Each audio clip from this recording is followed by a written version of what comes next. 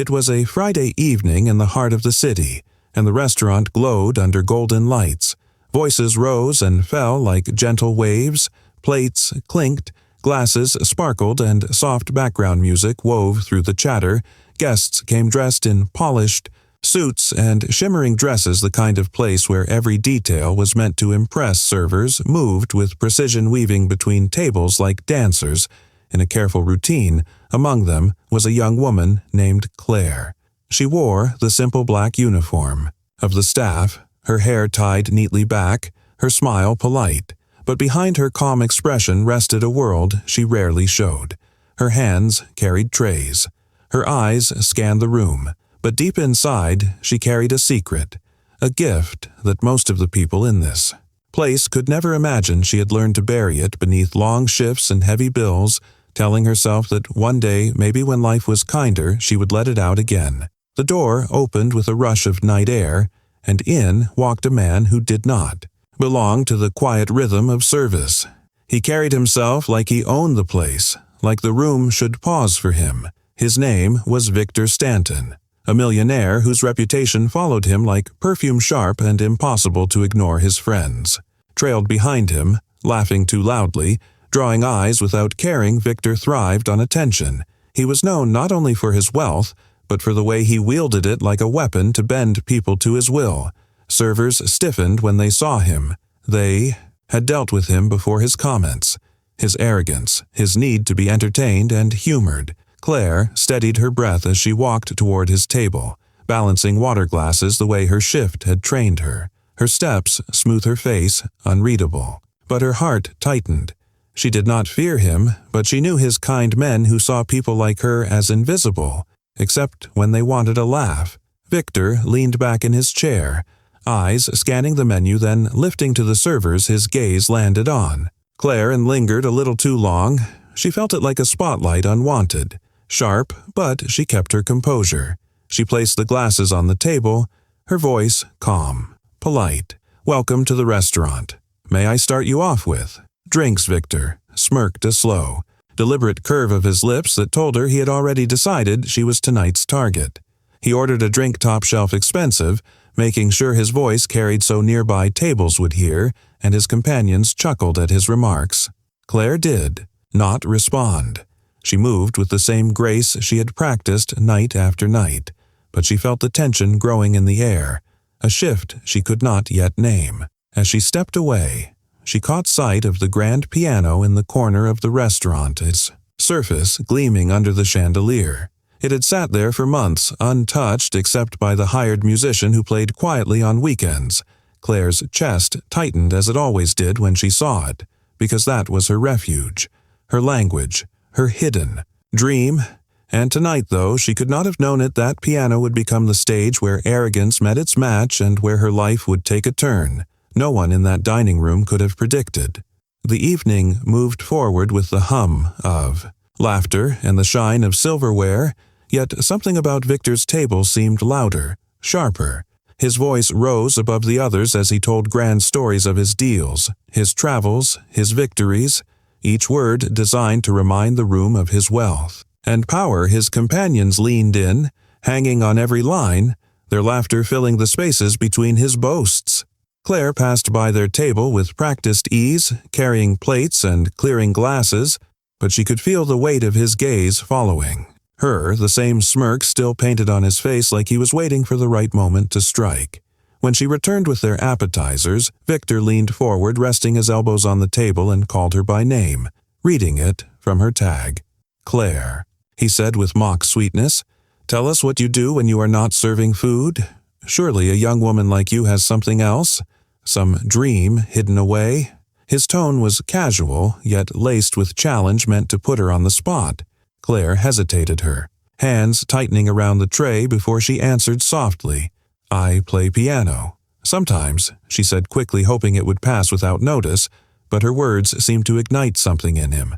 "A pianist? How fascinating." Victor said louder this time, so nearby. Tables would hear his companions' chuckled eyes flicking toward her as if she had just become the evening's entertainment.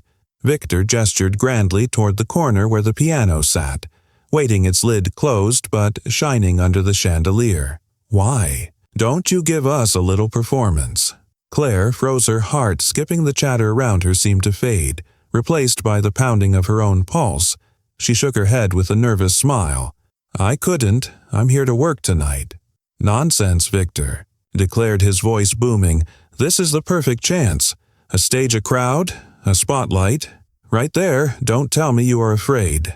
He leaned back, smirking again as though he had trapped her. His companions laughed. Some diners nearby turned curious, their eyes landing on her. Claire's chest tightened, heat rising in her cheeks. She wanted to walk away to pretend she had not heard, but then his next words cut like a knife. "Ah, I see," he said mockingly, "all talk, no talent." The room shifted. It was subtle, but real whispers stirred. Diners exchanged glances. Claire felt the sting of his dismissal heavier than she expected. She had faced rude customers before, but this was different. This was calculated, meant to humiliate, meant to shrink her down into nothing. She stood still, tray at her side, her mother's words echoing faintly in her memory. "Never let anyone make you small. Claire, you were born for more than that." Her eyes flicked to the piano, then back to Victor, who leaned smugly in his chair, daring her to respond. And in that moment, something within her steadied. She felt her shoulders square, her breath deepen. She would not let his arrogance define her fine.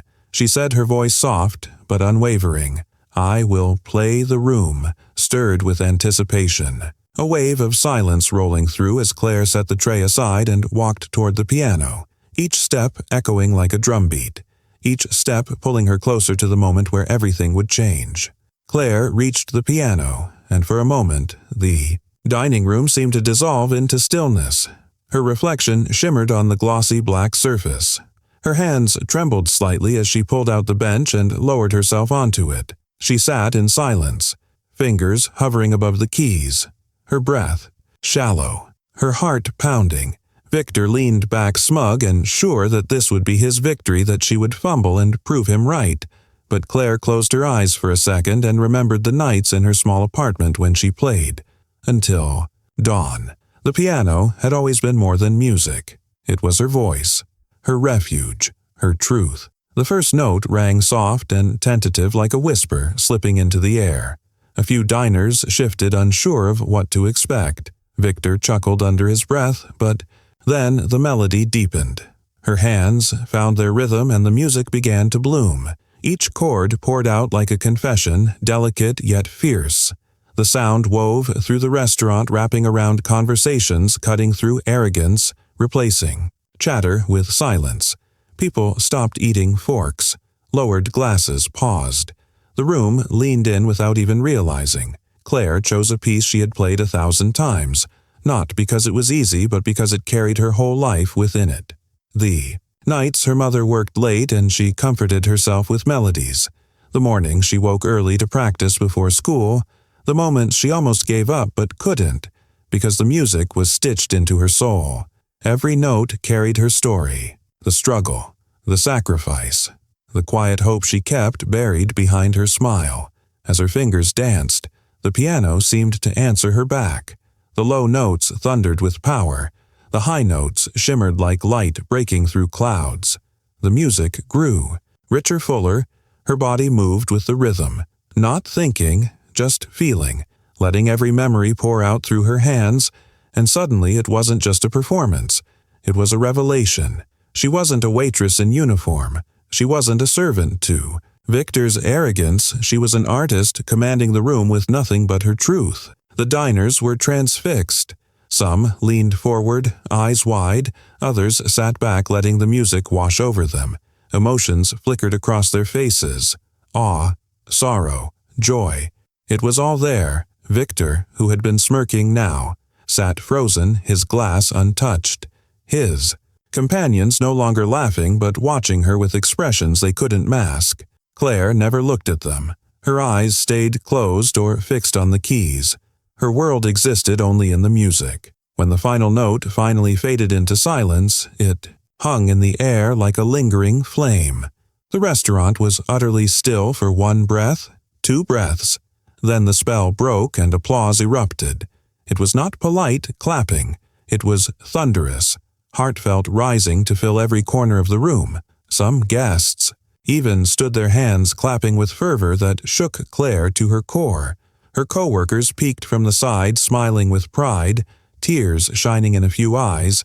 Claire sat frozen on the bench, her hands still resting on the keys, trembling not from fear now, but from release. She had let her soul speak, and the room had heard her, truly heard her, and no amount of arrogance could ever erase what she had just done. She slowly lifted her head, meeting the eyes of the audience for the first time, and what she saw staring back was not pity or dismissal, but respect, pure, undeniable respect. Victor shifted in his seat, his smirk gone, his companions no longer laughing but staring at Claire as if they were seeing her for the first time. He forced a slow clap, his hands meeting with a hollow sound compared to the thunderous applause around him. It was an attempt to mask the sting of humiliation, but it fooled no one. The diners had already decided whose side they were on. Claire rose from the bench, her knees still trembling but her back straight, her gaze calm. She did not bow. She did not smile for approval. She simply stood with quiet dignity, letting the moment speak for itself. A middle-aged woman near the front wiped at her eyes, whispering to her husband, "I've never heard anything so moving." Another diner raised a glass in silent acknowledgement, and the restaurant hummed, not with chatter, but with reverence. Victor cleared his throat, desperate to reclaim control. "Well," he said loudly, louder than needed. That was unexpected. His voice carried a forced cheer, like a man pretending to be amused. His entourage shifted awkwardly, glancing at each other, unsure whether to laugh or stay silent. Victor leaned forward, clasping his hands. "Together you certainly have a hidden talent. Deborah, excuse me. Claire?" He caught himself deliberately misnaming her as if to diminish what had just happened. Claire tilted her head, her expression steady. "Thank you," she replied, her voice calm, deliberate. Each word precise. Everyone has a gift. It's how you choose to use it that matters. The sentence landed like a strike. Sharp and undeniable murmurs rippled through the crowd, the sting of her words echoing louder than any argument she could have offered. Victor tried to laugh it off, a shallow chuckle rolling from his lips, but it faltered halfway. No one joined him. The applause had shifted the power. The arrogance that once filled his corner of the room had evaporated, leaving only a hollow shell of a man exposed in his pettiness. His companions, who once fueled his mockery, now avoided eye contact, pushing their glasses nervously around the table. Claire turned slightly to return to her duties, but the atmosphere had already changed. She heaved, walked taller, her steps more deliberate. The diners watched her not as a waitress, but as someone who had just silenced arrogance with authenticity. Victor, however, sat frozen. His drink untouched, his words lost somewhere between denial and shame. For the first time that evening, he was not the center of attention, and the silence that followed him was louder than any insult. As Claire moved back through the dining room with her tray balanced in hand, she noticed the change instantly. The air was lighter, the conversations softer, but threaded with admiration. Patrons who minutes ago barely glanced at her now stopped her mid-step to speak. One older man leaned forward, his eyes bright. "Young lady, that was one of the most powerful performances I have ever heard," he whispered. "You reminded me why music is alive." She offered a small nod, her heart pounding but her face calm. Another diner, a woman with silver hair, reached out, gently brushing Claire's hand as she set down a coffee cup. "You've been hiding a gift, my dear. Don't hide it anymore." The sincerity in her voice was unmistakable. Claire felt a lump in her throat, but she swallowed it down, offering only a quiet thank you before stepping away. She was still working. She still had a job to finish, but suddenly she was no longer seen as just a server moving silently between tables. Her co-workers, too, were watching in awe. A fellow waitress mouthed a silent wow as Claire passed, carrying dishes back to the kitchen. One of the busboys gave her a thumbs up from behind a stack of plates. Their small gestures felt like validation, not just of her music, but of her courage. She had not only silenced Victor, She had given everyone in the room something to remember. Meanwhile, Victor sat, stiff in his chair. His companions no longer laughing at his jokes, they barely spoke to him at all, choosing instead to glance nervously at Claire. Every time she walked past, one younger man from his group leaned toward her as she placed down there. "Check. You were incredible," he said softly. Unlike Victor, his tone carried honesty, not mockery. She met his gaze only for a moment before nodding graciously. As the night wore on, tips piled higher than usual. Folded bills tucked with notes of encouragement slipped discreetly onto her tray. It was not about the money, though the unexpected generosity meant she could finally cover her overdue piano lesson fees. It was about what those gestures represented, a collective acknowledgement that her worth extended far beyond the uniform she wore. Each step she took across the polished floor felt steadier, more deliberate. She was no longer weighed down by fear or doubt. Instead, she felt anchored by something stronger, by the truth that her gift had power. Power! To silence arrogance, to inspire strangers, to ignite a room filled with skepticism and turn it into reverence. And in that moment, Claire knew her life had just begun to change in ways she had not yet dared to imagine. As the evening drew closer to its end, the restaurant felt different than it had just hours before when Victor walked in with his usual bravado. He had owned the room, or at least he believed he did.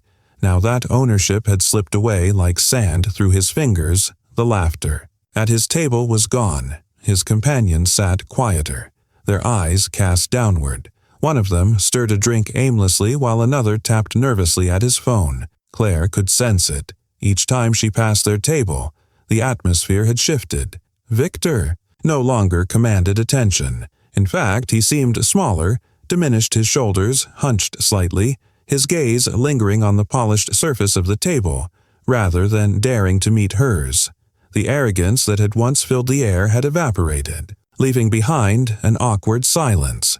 She approached to drop off the bill, her movements calm and deliberate. Victor looked up briefly, and for a flicker of a moment, Claire saw something she never expected in his eyes.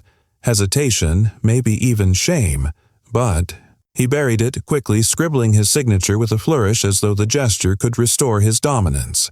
He slid the folder back without a word, yet his hand trembled just enough for her to notice. One of his companions broke the silence. Finally, her voice softer than before. That was really something, she said to Claire, nodding toward the piano. Claire gave a faint smile. "Thank you," she replied. Her voice firm, but measured. Victor shifted uncomfortably at the exchange, unable to interrupt. Without exposing his own defeat, his smirk was gone, replaced by an expression he could not control.